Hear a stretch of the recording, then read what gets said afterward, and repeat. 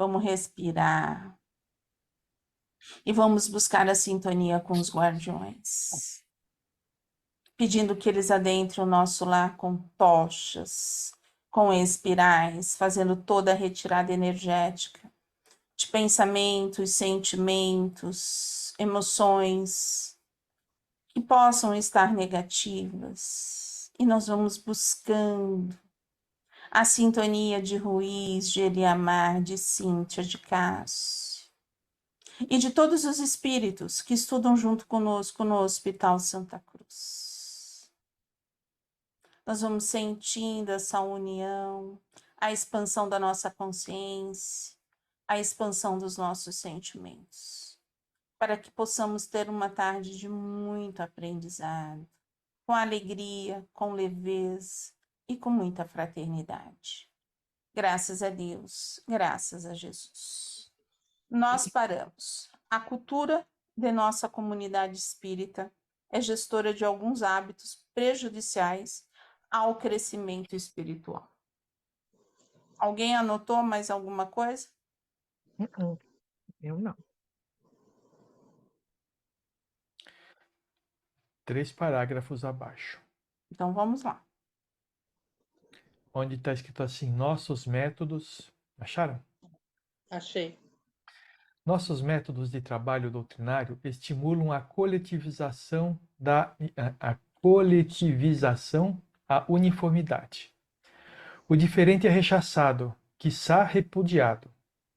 Acostumamo-nos a essas relações sem conhecermos uns aos outros, com a devida e necessária profundidade. Assim, quem se dedica ao passe recebe a insígnia de passista, e como passista, ele deve apresentar como aquele predicado. Quem atua na mediunidade é médium, portanto, um candidato ao contato santo com o além. O orador é disseminador de cultura. Dessa forma, passa a ser percebido como companheiro dotado de saber e elevação. Cultuam papéis nas relações e nem sempre respeito e afeto pela pessoa humana. E como cada qual nisso encontra um estímulo para esquecer o seu outro lado, sombrio e repleto de dores, passa a adotar por conveniência a compensação, as suas capas espíritas, com elas se embevecendo. Esse é o nossa preocupação, né? Ninguém é mais do que ninguém. Uma habilidade não transforma aquela pessoa num ser superior. Transforma aquela pessoa com uma habilidade. E a gente precisa até tomar cuidado, né? Porque Assim vai descer. quem muito dá, muito será cobrado, né? Muito será pedido. Então, que a gente possa compreender quais são as nossas habilidades e colocar elas em prática, sem a gente se situar num patamar diferente daqueles que estão ao nosso lado, né? Então, tem gente que... Oi, pode falar. É uma coisa, mas tipo assim, a pessoa que dá passe, ela não pode fazer preleção, não pode ter outra Óbvio. atuação. Não, o que ele está falando aqui é o seguinte, Rótulos. É isso, coloca rótulos, né? Aquele é só Tá. passista, ali só vai receber espíritos, ali vai ser só o Ou orador. então aquele é bom pra caramba, dá uma olhada, ele faz a palestra, ele é médio e é passista também. Esse daí deve estar ali do lado de Jesus Cristo, né? Eu sempre escutei no centro ao contrário. Quanto mais, assim, tesouros que a gente acumulava, mais dívidas nós tínhamos feito no passado. Então, quanto mais mediunidade, mais devedor. Assim, eu passei uma grande época da vida escutando isso. Ah, você tem incorporação, você é oradora, você tem vidência, então você é muito devedora. Mas isso não é verdade. Não, você tem Tá. os seus tesouros, né? Você recebe seus talentos, e aí, cada vez que você vai recebendo um talento, se você for desenvolvendo, tá tudo certo. Mas isso não significa que você seja quem é mais devedor ou quem é menos devedor. Acho que todos nós estamos no mesmo patamar. Todos somos devedores de alguma coisa. Fizemos algo que não sabemos. Mas é através desses empréstimos, porque ser médio é trabalhar para a coletividade. Então, quando a gente trabalha para a coletividade, a gente está fazendo bem ao outro e a gente acaba fazendo bem a nós mesmos, Aqui mesmo. né? E ser médio não significa ser médio no sentido de incorporação, de vidência, não. É ser um trabalhador de Jesus. Acho que a gente pode substituir por essa palavra, ser um trabalhador de Jesus. Por que é ser um trabalhador de Jesus? Eu, Valéria, eu compreendo isso. É aquele que está aberto para ajudar o outro, seja ele de que forma for. Através de uma palavra, através de um sorriso, através de uma vibração, através de um acolhimento, através de um passe, através de uma comunicação, através de uma doação. Então, isso é ser médio. Isso é ser um trabalhador de Jesus. E não estar ligada à faculdade mediúnica, principalmente. Porque aí a gente vai colocar os rótulos. E Como nem diz- ligado, na verdade, desculpa assim, te cortar, mas essa pessoa ela não precisa de cargo nem estar em uma casa de pedra. Simplesmente ela pode ter a mediunidade dela em casa, ser uma pessoa que é adepta do cristianismo e ela professar esse dom que ela tenha individualmente, não pode? Pode. Pode. Ela tendo toda a ligação, Benzedeira não é assim? É.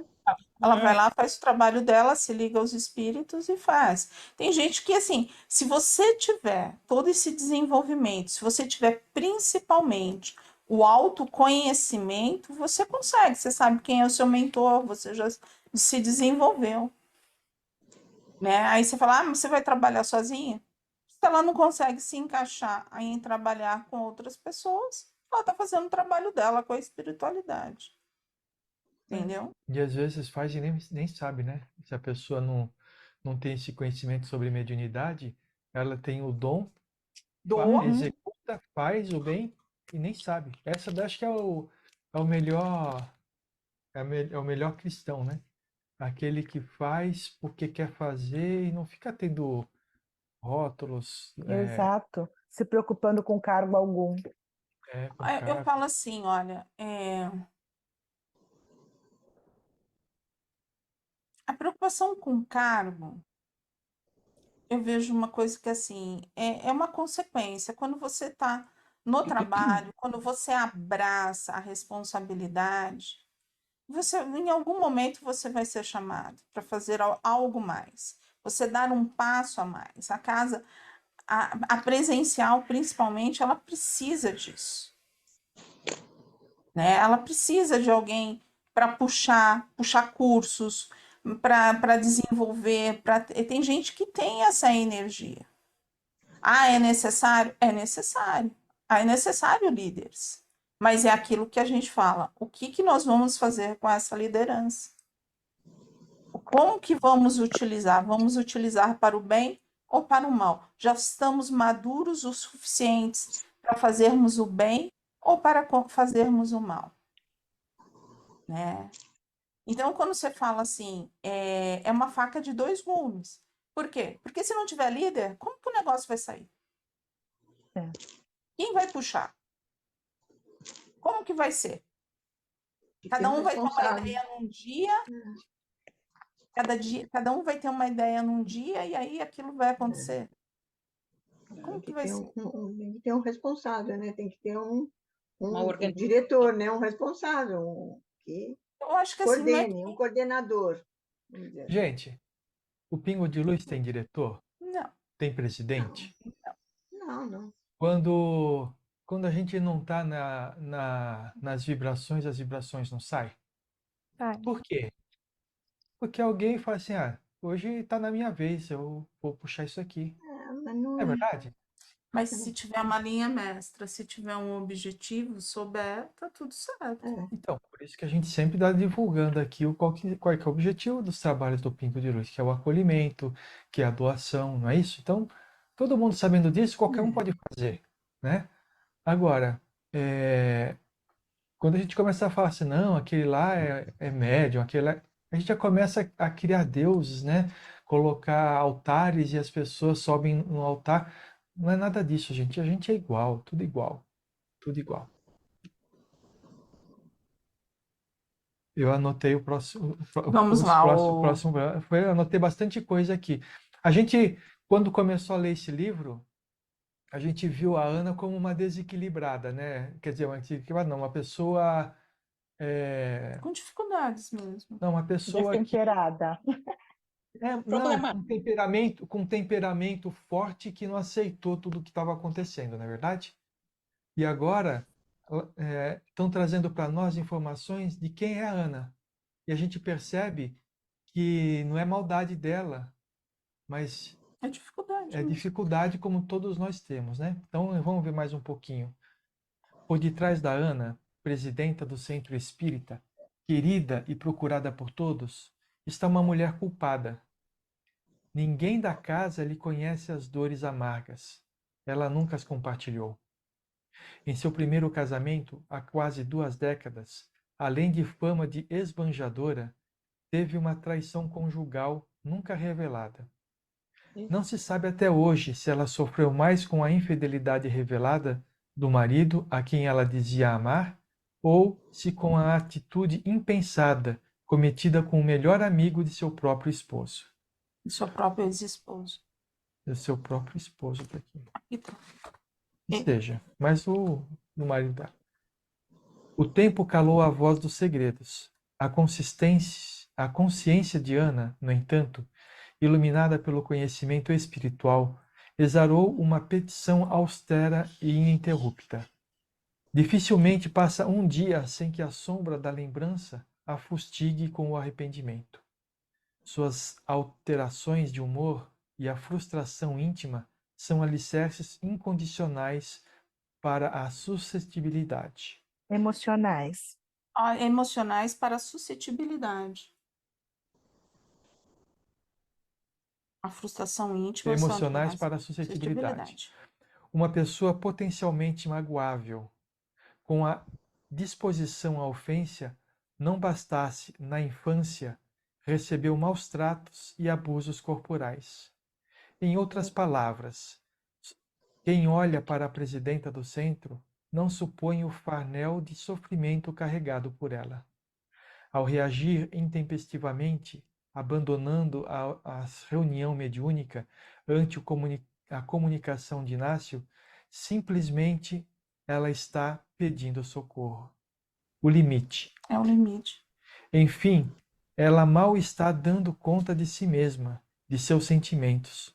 Por muito menos que essa atitude clímax no dia a dia, a nossa irmã Ana tem agido e reagido sob coerção de seus estados interiores ignorados por todos. Suas ações na casa são reflexos do seu temperamento. Ninguém ultrapassa aquilo que realmente é. Muitas de nossas ações, palavras e decisões causam incômodos a muitas pessoas. Então a gente vê que na realidade ela está no limite, né? E tudo aquilo que ela ouviu durante a comunicação causou imensa dor dentro dela.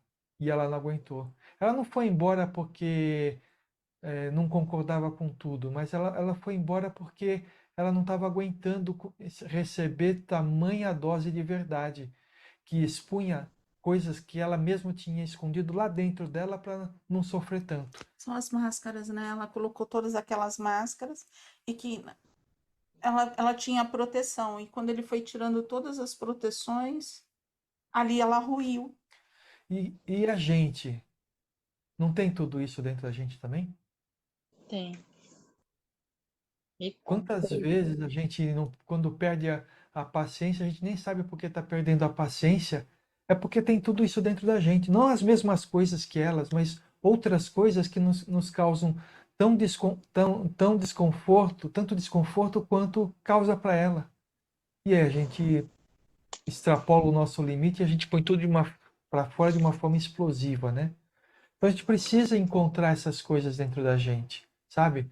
Pegar essa bolha onde que a gente colocou essas coisas e com o alfinete lá e furar para deixar vazar a pressão, né? E tirar aquela coisa de dentro da gente para que a gente não sofra tanto como sofre a Ana, né? Então a gente já consegue fazer um paralelo que cada vez que a gente se descompensa, tem algo que a gente colocou como proteção. E aí onde vem o autoconhecimento, essa busca. Porque a gente tirando essa compressão, né, a gente vai se descobrir.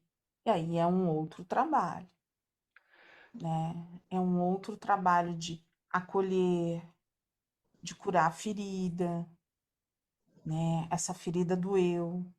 Que nem assim, aqui, se a gente for pensar, ela fala, ela tinha passado por todos os problemas, mas o problema dela já vinha desde a infância. A marca da infância é uma marca muito grande. Desde outra encarnação, como a De- gente leu aí em outros capítulos. Aí teve uma infância agressiva, onde recebeu os maus tratos.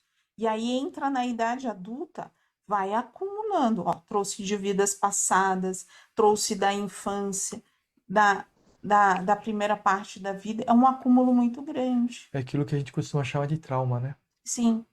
E aí o que que acontece? Para você viver, você coloca o quê? Proteções. Você se protege. Você se protegendo, você se fecha. Você se fecha para o exterior, mas você se fecha no seu interior.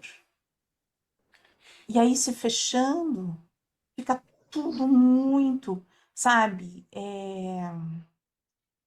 É muito relativo. Tem horas que é bom, mas tem horas que são extremamente difíceis. E assim, né? Quando a gente fala de autoconhecimento, nem sempre a gente vai saber o porquê que a gente é daquele jeito. Porque às vezes vem de outra encarnação, né? Aqui fala um pouco sobre isso mais na Tá bom. frente. Se fala de encarnação, mas a gente tem muito desta vida. Eu sei disso, mas o que eu quero dizer é o seguinte, né? É, eu vejo quando eu era dirigente de escola que muitas pessoas ficam tão apegadas a saber o porquê que é assim e muitas vezes a gente não vai saber. Que a gente precisa trabalhar o sentimento de muitas vezes sem buscar o porquê, porque tá lá, né? Hoje eu estava vendo Não Existe Acaso, né? Hoje eu estava assistindo uma terapeuta, ela estava falando que antigamente se buscava fazer muito retornar ao passado. Vamos fazer como que é? Regressão? Regressão. E aí ela falou uma coisa, ela falou assim, por que você vai fazer uma regressão? Se o problema que você está vivendo hoje é o mesmo do passado. Então você não precisa regredir. Você só precisa olhar o seu problema de frente. O que você está Entendi. vivendo agora é a mesma coisa que você viveu no passado. A essência está ali. Como a Mas gente sabe se é a mesma coisa? porque está no inconsciente, né? Porque vem aquilo que a Ana tinha. Olha como bate. Ela já tinha essas marcas do passado. Ela teve as marcas da infância, que se somaram com as marcas da primeira parte da vida adulta dela. Foi uma somatória. E o problema que ela tinha ali, qual era? No exato momento. Se aceitar, se ver. Carência também, né? Pelo jeito que ela foi muito sofrida na infância também, né? Não deu certo com o primeiro marido, agora com o segundo também não, uma baixa estima também.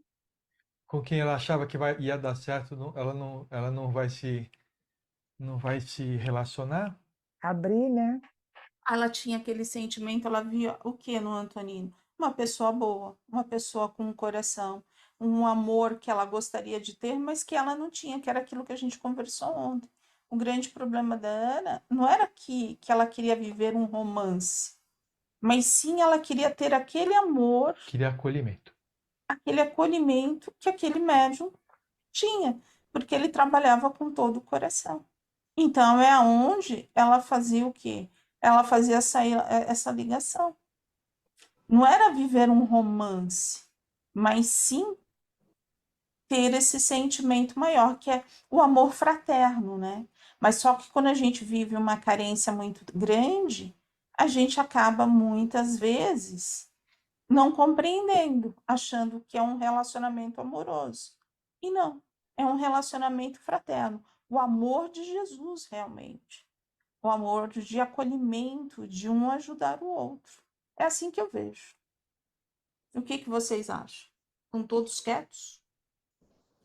Eu acho que é isso mesmo.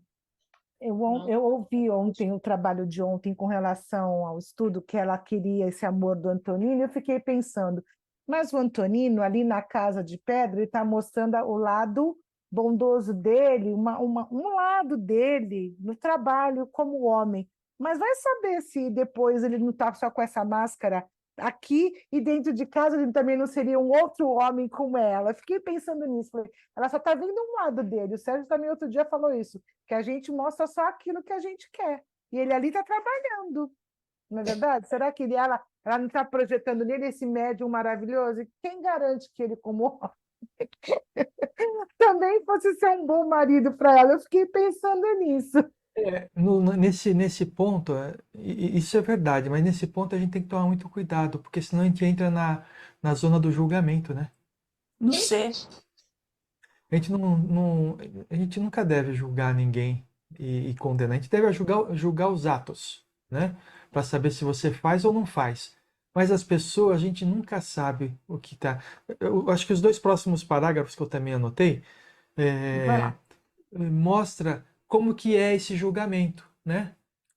Para Calisto, Ana está assediada pelas trevas. Para Ana, Calisto é um articulador. Sobram rótulos e certezas, julgamentos e ofensas. A par disso, o cerne de toda a questão é deixado inconsequentemente de lado: nossos sentimentos.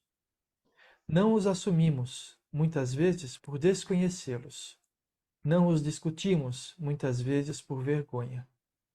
Essa é a grande batalha da Ana, sua paixão. Nos bastidores das atitudes escondem-se uma infinita gama de complexos afetivos, traumas e feridas emocionais que geram conflitos, frustrações e desequilíbrio. Por isso, muitas atitudes só renovam com o trabalho educativo das emoções. Então, a gente vê aí que o julgamento está fazendo nas na relação, né? Nas relações, né? Ninguém, por exemplo, o Calixto não chegou e falou assim, Ana, eu sinto que você está dessa forma. Você precisa de ajuda? Você tem alguma coisa que você gostaria de dividir com a gente? Porque nós estamos aqui para te ajudar. Ninguém faz isso. Todo mundo julga. Julga e condena. Não, essa é obsessão. Entendeu? Ah, não, o Calixto é um articulador. Né? Mas, às vezes, o que ele está querendo é o benefício do grupo. Não estou dizendo o que é o que não é, mas quando a gente olha as pessoas e faz um julgamento, podemos ter certeza de uma coisa: aquele julgamento não é o correto, porque a gente não tem o conhecimento de tudo aquilo que envolve aquilo que a gente está julgando, né?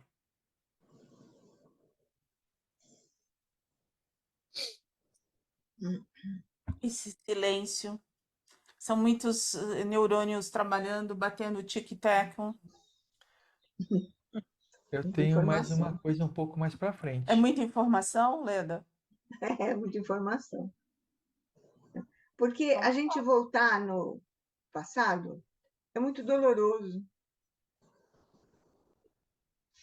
Eu vou me emocionar. Mas se a emoção for boa para fazer uma catarse, aproveite o momento. Você não precisa contar aquilo. Fale só do seu sentimento. O sentimento que traz a você. A gente não precisa contar a história. Mas se a gente conseguir trabalhar o sentimento, já é uma grande coisa, é uma catarse. A gente está colocando para fora aquilo que a gente já está começando a aprender. Sabe, quando a gente se lembra do passado e tem essa emoção, demonstra que a gente está começando a chegar perto do âmago da questão. Porque o sentimento que a gente tem que nos causa a emoção é o mesmo que nos faz explodir lá na frente, quando a gente é reprimido ainda mais numa determinada situação, né? Esse estudo foi direcionado muitas vezes, né? E eu acredito que ainda nós temos uma proteção por Madre Teresa, e ela falava isso. Ela sempre nos deu essas comunicações quando a gente estava em grupo, que era lavar os sentimentos. A gente estava tendo a oportunidade de lavar os nossos sentimentos, de pouquinho em pouquinho, porque todos nós temos, todos nós. Não tem aquele que não tem. Melhor, Leda? Melhor. Sinta-se à vontade, quando quiser. Vamos lá, Cecé. Eu anotei ali naquele parágrafo, começa assim: Teresa, sua angústia sobre este tema. Acharam? Achei. No meio está escrito, tem uma pergunta do Livro dos Espíritos. Conhecemos toda a sabedoria desta máxima, porém a dificuldade está precisamente em cada um conhecer-se a si mesmo. Qual o meio de consegui-lo? A resposta lúcida veio de Santo Agostinho, cujo cerne consiste em interrogar a consciência. O tempo de maioridade do Espiritismo virá exatamente desse processo de esquadrinhar nosso ser interior, saber dar nome aos nossos sentimentos, aprender a separar sentimentos, atitudes, estados, sensações e valores morais. Então, no Livro dos Espíritos já vinha a preocupação em como que a gente fazer esse conhecer-se a si mesmo, né? E a gente ainda hoje tem essa dificuldade. Mas aos poucos a gente vai trabalhando isso, vai tendo conhecimento mais sobre psicologia, né? Para que a gente possa procurar isso dentro da gente. E a psicologia que a gente fala é diferente da psicologia que é feita na Terra. É a psicologia espiritual, para a gente conseguir fazer essa divisão, que é diferente um pouquinho, tá? Da psicologia que a gente utiliza. Mas buscar esse ser é, é a gente se buscar, né? É a gente buscar esse ser superior, que é algo que, se a gente conseguir, a gente consegue resolver a grande parte das nossas dificuldades. Mas só para terminar esse parágrafo, a gente já encerra. Ana disse entristecida com as ocorrências do grupo X, quando em verdade está magoada com a vida que leva. Amargura-se com a melhor decisão a tomar na próxima reunião mediúnica. Entretanto, há bom tempo já perdeu o gosto com a tarefa e não admite. Emite sorrisos pálidos dentro do centro e está prestes a ter uma crise nervosa. Foge de si mesma o tempo todo. Então, nós estamos falando de centro aqui, é claro, mas isso se aplica a qualquer coisa da nossa vida, né? Quando a gente se engana sobre o que se passa em nosso interior e transferimos a contrariedade que a gente tem para os relacionamentos, aí a coisa começa a ficar feia, né? É aí que os relacionamentos começam a afundar. E aí, esses relacionamentos no centro, em casa, no ambiente de Em, trabalho, em na todo lugar. sociedade, em todos os lugares. É. A gente começa a não se sentir bem. A gente sente que está no olho do furacão. Vocês já tinham pensado por esse ponto de vista? Já, parece que a gente não faz parte desse todo, né? Se sente o peixe fora do aquário. É mais do que isso, né, Silviane? Não consegue se encaixar, não vê Não, onde a gente. a gente fica contrariado e frustrado com aquilo que tem dentro É, de nós, e aí a gente transfere isso para as pessoas que estão ao nosso é. lado. Aí a gente acha que não está bem em nenhum lugar, É, não tá em nenhum perfil ali do trabalho, do estudo, do centro, das nossas amizades, a gente se acha diferente. e os relacionamentos começam a dar errado. Então, É, em casa a gente briga por um monte de coisa, porque as coisas não estão do jeito que a gente quer. Mas não é porque as coisas não estão do jeito que a gente quer, é porque nós não estamos bem conosco mesmo. é. Entendeu?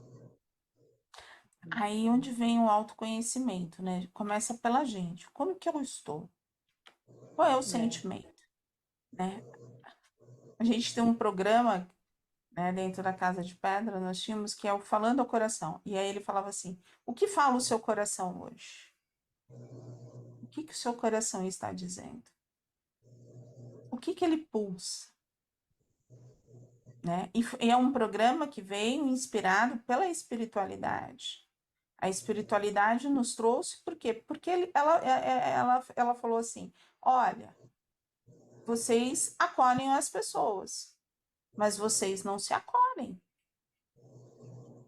Vocês não se olham. Então, eles trouxeram todo esse projeto para que a gente ouvisse o que a gente estava falando, mas principalmente a gente sentisse como que estava o nosso coração, ou seja, as nossas emoções, os nossos sentimentos. Então a espiritualidade tem essa preocupação, você vê, Que é a mesma coisa do que a gente está vendo aí nesses livros sobre trabalhar os sentimentos, né? você vê, ó, Bezerra de Menezes, o trabalho da Casa de Pedra, o nosso trabalho. Então, assim, quem são? Somos nós? Não, são eles, né? Olha, o caminho é esse daqui, vamos puxando devagarinho esse fiozinho, vamos trabalhando esses sentimentos de pouquinho em pouquinho, para que a gente consiga trabalhar essas emoções. O que vocês acham? Acho que é por aí. Porque quando a gente consegue estar bem com a gente, as pessoas podem fazer certas coisas na nossa voz que a gente nem liga, fala assim, nossa, que sem noção, não dá nem a mínima importância. Mas quando a gente não está bem com a gente mesmo, tudo incomoda, tudo. Verdade. Qualquer, você é linda, não, não sou. Aí tu já, entendeu? Tu já se estranha. A voz da Nada, pessoa incomoda, né? tudo incomoda.